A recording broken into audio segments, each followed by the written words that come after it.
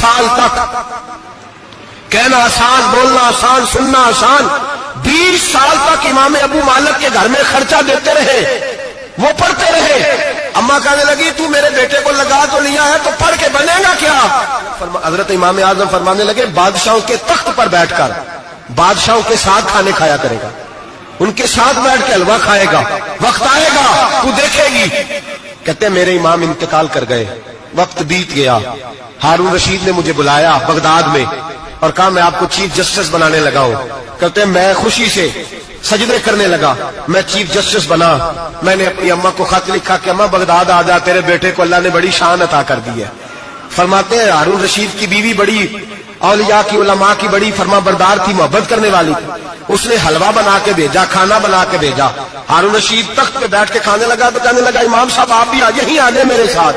کہتے ایک کونے میں وہ بیٹھ گیا، ایک میں بیٹھ گیا، بیچ میں کھانا رکھ لیا۔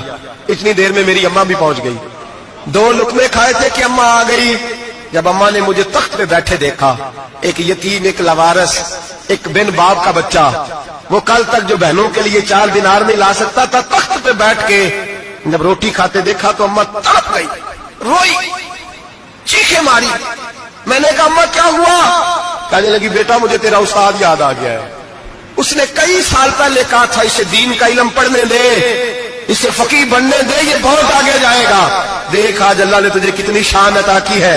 کہا بیٹا یہ کمال تیرا نہیں، یہ امام اعظم ابو حنیفہ کا کمال ہے، یہ ان کا کمال ہے جنہوں نے تمہیں یہاں تک پہنچایا۔ میرے بھائی اپنی پوری زندگی حضرت امام اعظم ابو حنیفہ نے۔ آج تو اساتذہ کرام، اساتذہ مجھ سے ایک ٹیچر کہنے لگے حضرت جی دل نہیں لگتا